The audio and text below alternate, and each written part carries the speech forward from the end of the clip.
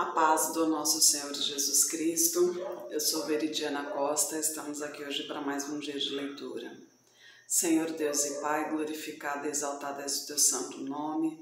Muito obrigada, Pai, por mais um dia de vida. Agradeço por sua bênção e por sua proteção. Muito obrigada, Senhor, pelos teus livramentos, Pai. Por favor, nos abençoe nesta leitura. Que cada palavra sua seja ensinamento em nossas mentes e em nossos corações, nos inspire e nos direcione sempre a Ti, em nome de Jesus. Lembrando que estamos lendo o Santo Evangelho de João. João é aquele que batizava nas águas, que batizou Jesus Cristo, quando desceu a pomba, o Espírito Santo em formato de pomba, para que todos vissem, que Jesus Cristo realmente ali era o Filho de Deus em carne, para que todos crescem que realmente Jesus Cristo veio em carne para purificação do pecado. E hoje a gente vai ver o encontro com Nicodemos no capítulo 3.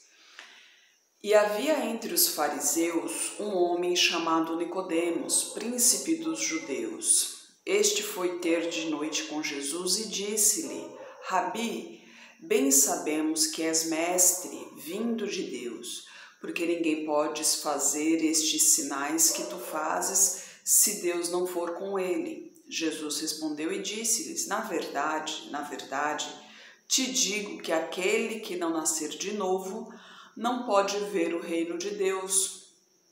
Disse-lhe Nicodemos: Como pode um homem nascer de novo sendo velho? Porventura pode tornar a entrar no ventre de sua mãe e nascer? Olha a inocência, quando Jesus Cristo falava em ele nascer de novo, Jesus Cristo estava se referindo ao batismo, porque o batismo nas águas é isso, simboliza a morte para o mundo e a ressurreição para o reino de Deus, E a inocência ali de Nicodemos, imaginando como que pode um homem nascer de novo, achando que iria entrar no ventre novamente de sua mãe, E Jesus respondendo: na verdade, te digo que aquele que não nascer da água e do Espírito não pode entrar no reino de Deus. O que é nascido da carne é carne, e o que é nascido do Espírito é Espírito. Não te maravilhes de ter dito: necessário vos é nascer de novo. O vento assopra onde quer e ouves a sua voz, porém não sabes de onde vem, nem para onde vai. Assim é todo aquele que é nascido do Espírito. Nicodemos respondeu e disse-lhe: Como pode ser isso? Jesus respondeu e disse-lhe: Tu és mestre de Israel e não sabes isto? Na verdade te digo que nós dizemos o que sabemos e testificamos o que vimos, porém não aceitais o nosso testemunho. Se vos falei de coisas terrestres e não crestes, como crereis se vos falar das celestiais? E ninguém subiu ao céu, senão o que desceu do céu, o Filho do Homem, que está no céu. E como Moisés levantou a serpente no deserto, assim importa que o Filho do Homem seja levantado, para que todo aquele que nele crê não pereça, mas tenha a vida eterna. Porque Deus amou o mundo de tal maneira que deu o seu Filho unigênito, para que todo aquele que nele crê não pereça, mas tenha a vida eterna. Porque Deus enviou o seu Filho ao mundo, não para que condenasse o mundo, mas para que o mundo fosse salvo por ele. Quem crê nele não é condenado, mas quem não crê já está condenado, porquanto não crê no unigênito Filho de Deus. E a condenação é esta: que a luz veio ao mundo, mas os homens amaram mais as trevas do que a luz, porque as suas obras eram más. Porque todo aquele que faz o mal aborrece a luz e não vem para a luz, para que as suas obras não sejam questionadas. Mas quem pratica a verdade vem para a luz, a fim de que as suas obras sejam manifestas, porque são feitas em Deus. Depois disto, foi Jesus com os seus discípulos para a terra da Judéia. Estava ali com eles e batizava. Ora, João batizava também em Enom, junto a Salim, porque havia ali muitas águas, e vinham ali e eram batizados, porque ainda João não tinha sido lançado na prisão. Houve então uma questão entre os discípulos de João e os judeus acerca da purificação. E foram ter com João e disseram-lhe: Rabi, aquele que está contigo além do Jordão, do qual tu deste testemunho, ei-lo batizando, e todos vão ter com ele. João respondeu e disse: O homem não pode receber coisa alguma, se não lhe for dado do céu. Vós mesmos me sois testemunhas de que disse: Eu não sou o Cristo, mas sou enviado adiante dele. Aquele que tem a esposa e o esposo, mas o amigo do esposo que lhe assiste e o ouve, alegra-se muito com a voz do esposo. Assim, pois, já este meu gozo está cumprido. A ele convém crescer, porém a mim diminuir. Aquele que vem de cima é sobre todos. Aquele que vem da terra é da terra e fala da terra. Aquele que vem do céu é sobre todos. E aquilo que ele ouviu e viu, isso testifica, mas ninguém aceita o seu testemunho. Aquele que aceitou o seu testemunho, esse confirmou que Deus é verdadeiro, porque aquele que Deus enviou fala as palavras de Deus, pois não lhe dá Deus o Espírito por medida. O Pai ama o Filho e todas as coisas entregou nas suas mãos. Aquele que crê no Filho tem a vida eterna, mas aquele que não crê no Filho não verá a vida, mas a ira de Deus sobre ele permanece. João confirmando, que Jesus Cristo é o Filho de Deus e que está acima de todos nós. João é o mero servo de Deus, como nós, filhos de Deus, que somos servos de Deus, somos meros servos de Deus. Estamos aqui simplesmente para servir a Deus, para adorar a Deus, para glorificar o nome do Senhor, para aclamar o nome do Senhor, Aí Jesus e a samaritana no capítulo 4. E quando o Senhor entendeu que os fariseus tinham ouvido que Jesus fazia e batizava mais discípulos do que João, ainda que Jesus mesmo não batizava mais os seus discípulos, deixou a Judéia e foi outra vez para a Galiléia. E era-lhe necessário passar por Samaria.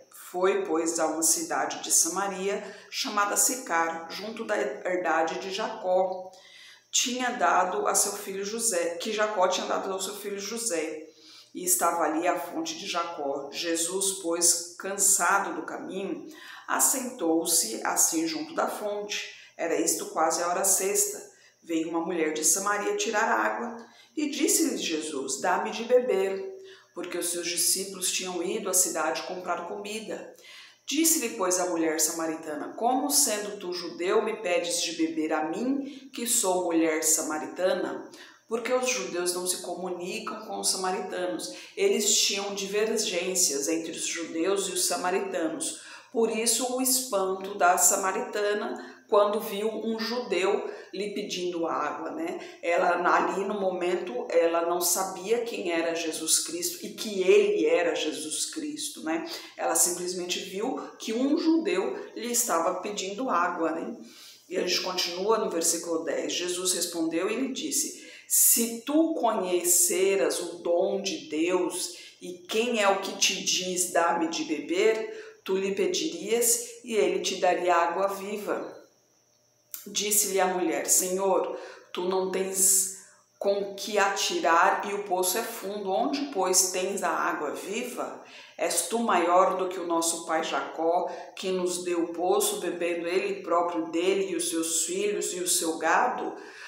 E a samaritana, ela desconhecia tanto a Jesus que estava levando ao pé da letra. Quando Jesus falava de água viva, ela estava levando ao pé da letra, se referindo, achando que ele realmente estava se referindo à água mesmo, à água líquida, né? Ao H2O, né? Não a água, a palavra de Deus, né? E aqui continua no versículo 12.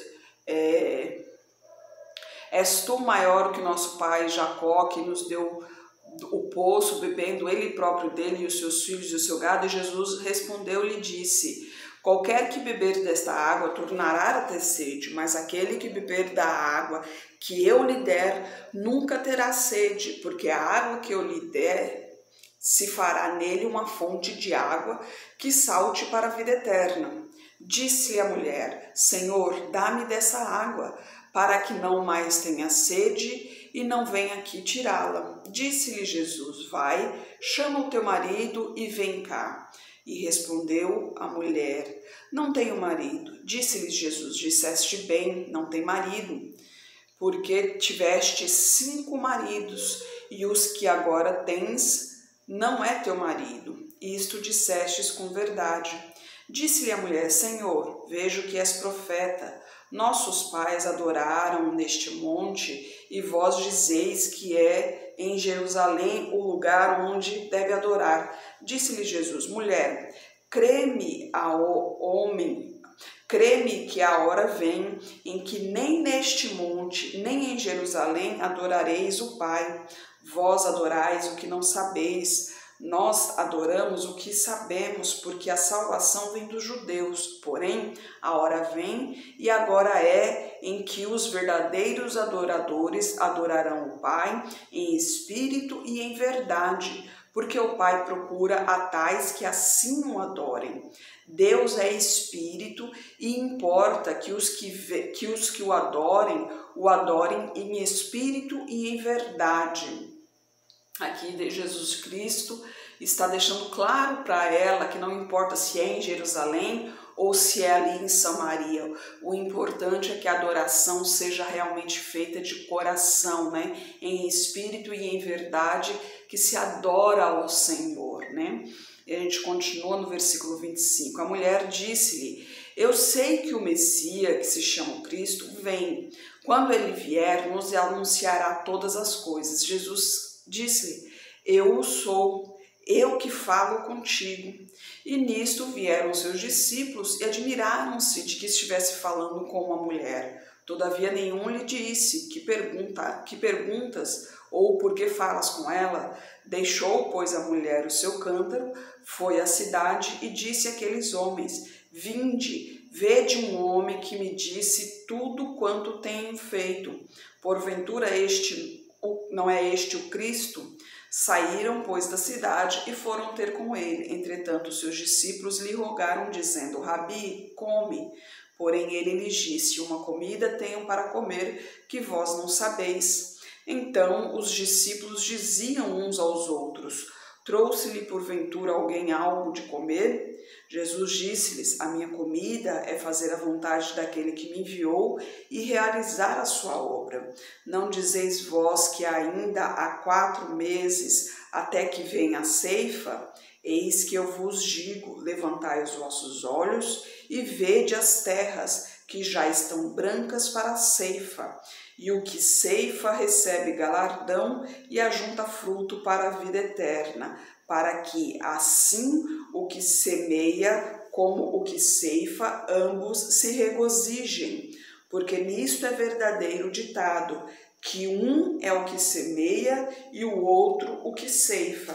Eu vos enviei a ceifar onde vós não trabalhastes, outros trabalharam e vós entrastes no seu trabalho. E muitos dos samaritanos daquela cidade creram nele, pela palavra da mulher que testificou: disse-me tudo quanto tenho feito. Indo, pois, ter com ele, os samaritanos rogaram-lhe que ficasse com eles. Então ficou ali 2 dias. e muitos mais creram nele por causa da sua palavra. E diziam à mulher: já não é pelo teu dito que nós cremos, porque nós mesmos o temos ouvido e sabemos que este é verdadeiramente o Cristo, o Salvador do mundo. E 2 dias depois partiu dali e foi para a Galiléia, porque Jesus mesmo testificou que um profeta não tem honra na sua própria pátria. Chegando, pois, a Galiléia, os galileus o receberam, vistas todas as coisas que fizeram em Jerusalém no dia da festa, porque também eles tinham ido à festa. Segunda vez foi Jesus a Caná da Galiléia, onde da água fizera vinho. E havia ali um nobre cujo filho estava enfermo em Cafarnaum. Ouvindo este que Jesus vinha da Judéia para a Galiléia, foi ter com ele e rogou-lhe que descesse e curasse o seu filho, porque já estava à morte. Então Jesus lhe disse: se não virdes sinais e milagres, não crereis. Disse-lhe o nobre: Senhor, desce antes que meu filho morra. Disse-lhe Jesus: vai, o teu filho vive. E o homem creu na palavra que Jesus lhe disse e partiu. E descendo ele logo, saíram-lhe ao encontro os seus servos e lhe anunciaram, dizendo: o teu filho vive. Perguntou-lhes, pois, a que hora se achara melhor. E disseram-lhe: ontem às 7 horas. A febre o deixou. Entendeu, pois, o pai que era aquela hora a mesma em que Jesus lhe disse: o teu filho vive. Assim creu ele e toda a tua casa. Jesus fez este segundo milagre quando ia da Judéia para a Galiléia, né?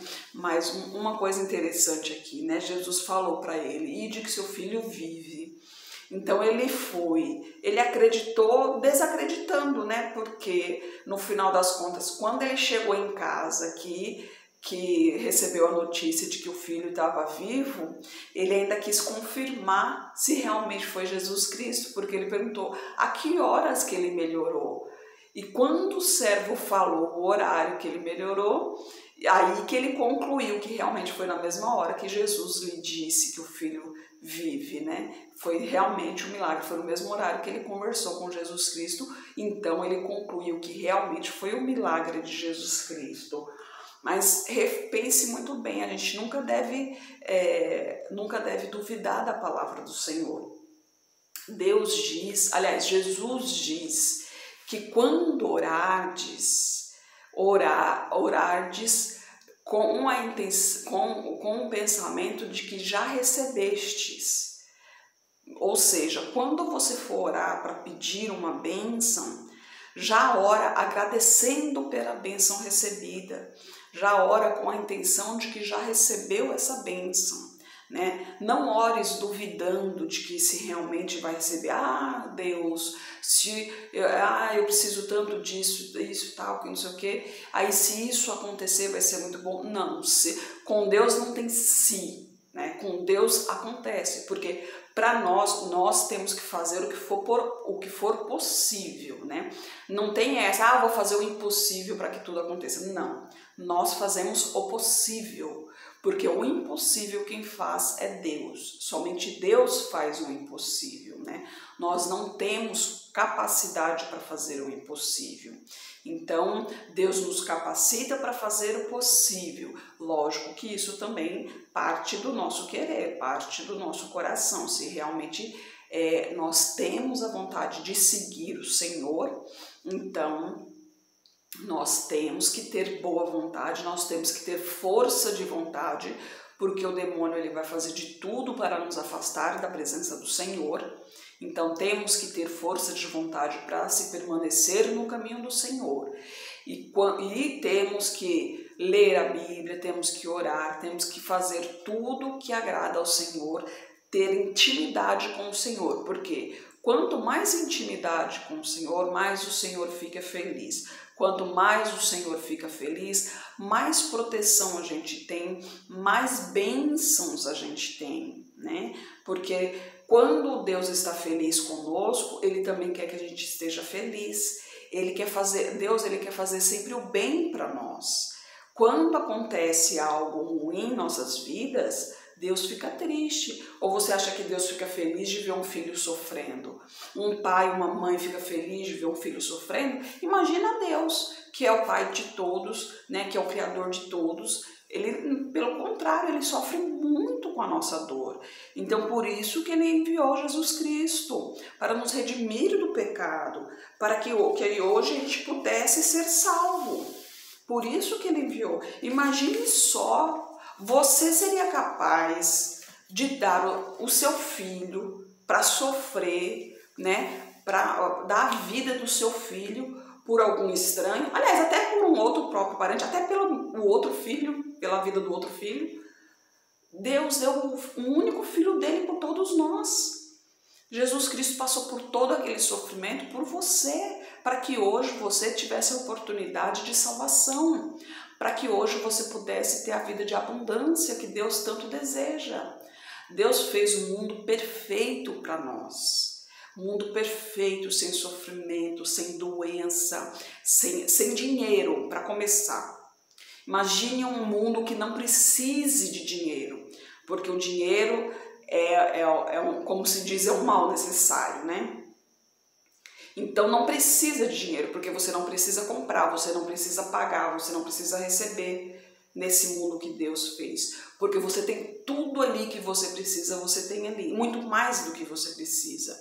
Então você não fica doente, então você não precisa de médico, você não precisa de remédios, você não fica doente, você não tem fome, então você não precisa de alimentos, você não precisa, apesar que a palavra de Deus diz que você vai viver do seu trabalho, mas eu tenho em minha mente, a gente não tem a capacidade para imaginar como vai ser, mas eu tenho em esse que o paraíso vai ser um hobby. O trabalho ali vai ser um hobby, porque vai ser assim, a gente vai viver adorando e glorificando ao Senhor todos os dias. Então, para a gente ter um tempinho afastado, né, para ter um tempinho para nós, vai ter uma hortinha ali, né, porque lembra que no Éden tinha a árvore da vida, e aqui em Apocalipse fala, né, de um fruto ou uma folha, não me recordo bem, que são 12, né? Ou seja, dá a entender que vai ser uma vez por mês, que é para manter a vida, né?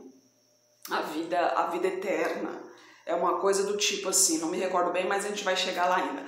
A questão é, lá você não vai ter preocupação, você não vai ter obrigações que a gente tem aqui, sabe, de trabalhar, de estudar, de pagar conta, de fazer sua casa, tentar conquistar sua casa, seu carro, ter uma carreira. Você não vai ter esses problemas carnais, esses problemas mundanos, essas preocupações. Deus fez esse mundo para nós, esse mundo perfeito, onde tem tudo, inclusive os animais. Lá nós não comeremos animais, né? Deus fez isso. Os animais viviam em comunhão. Leão não comia outros animais, né? Eles viviam junto, o leão e a lebre viviam juntos. Não sei, na Bíblia não fala, acho que não fala sobre se vai voltar os animais, mas eu prefiro pensar que os nossos animais que a gente teve aqui, eu prefiro pensar que a gente encontrará eles lá, né? Afinal de contas, eles nos dão muito amor. Eu prefiro pensar que a gente encontrará com eles. Mas a Bíblia não fala referente a animais no reino de Deus, né? Mas no paraíso teve, né? No jardim do Éden teve os animais, tanto que Deus salvou, né, um casal de cada espécie. Então, todo esse amor, todo esse zelo ele teve, né? A culpa foi de quem? O ser humano. O pecado veio a tentação, o ser humano cedeu a essa tentação. E essa tentação a gente passa todos os dias aqui na Terra, né? Todos os dias a gente passa essa tentação aqui e a gente vai continuar passando. Você vai seguir os caminhos do Senhor, vai continuar passando também. Então tem que se manter firme no caminho do Senhor, para quando chegar o dia do julgamento você ser salvo, para se mantenha firme no caminho do Senhor para ser salvo e poder ir para o reino de Deus. Aí essa vez, sim, essa vez no reino de Deus não terá tentação, porque Deus destruirá o demônio, entendeu? Essa vai ser a diferença. Então não terá mais perigo, não terá mais perigo de sofrer nova tentação e de repente ser criado novamente um outro mundo, uma nova geração de seres humanos e acontecer tudo isso aqui de novo. Não vai correr esse risco. Por quê? E mesmo se corresse esse risco, nós de qualquer jeito já estaríamos lá, mas não vai correr esse risco, porque não haverá mais planeta Terra, haverá somente o reino de Deus. E lá a gente terá paz, tranquilidade, harmonia, felicidade, somente amor, adoração e zelo, porque Deus estará zelando por nós o tempo todo, Deus estará face a face conosco. Ele está te dando essa oportunidade, Ele está te chamando há muito tempo. Então, abra os ouvidos, abra o coração, abra a mente, reflita como está a sua vida agora, pense bem no que está acontecendo e abra seu coração para Jesus, deixa Ele entrar, deixa Ele lhe mostrar como será a sua vida se você realmente decidir segui-lo. Ele pode lhe mostrar. Deus se experimenta, então experimenta Deus. Se dê a essa oportunidade. Senhor Deus e Pai, glorificado e exaltado és o teu santo nome. Muito obrigada, Pai, por tua palavra, por tua mensagem, Senhor. Todos nós ansiamos pelo dia que o teu reino chegará, Pai. Eu peço a Ti que esteja com essa pessoa que está orando comigo, Pai. Manifeste o Teu poder na vida dela, toque em sua saúde, em suas finanças, Pai. Toque em sua vida emocional, em seu psicológico, Pai. Toque em seu coração, Pai. Toque em seu espírito, Senhor. Peço a Ti por toda a minha parentela, por toda a parentela de meu esposo. Derrama a Tua unção sobre cada um deles, Pai. Manifeste o Teu poder na vida de cada um e traga todos para o seu caminho, Pai. Eu peço pelos nossos governantes, pelas nossas autoridades, que os Teus anjos estejam guiando cada um deles de acordo à Tua vontade, Pai. Peço pelos Teus filhos, Pai, por favor, nos capacite cada vez mais para proclamarmos o Teu Evangelho, Pai. É o que eu oro em nome de Jesus. Amém. Que Jesus Cristo esteja em seu coração e que Deus abençoe.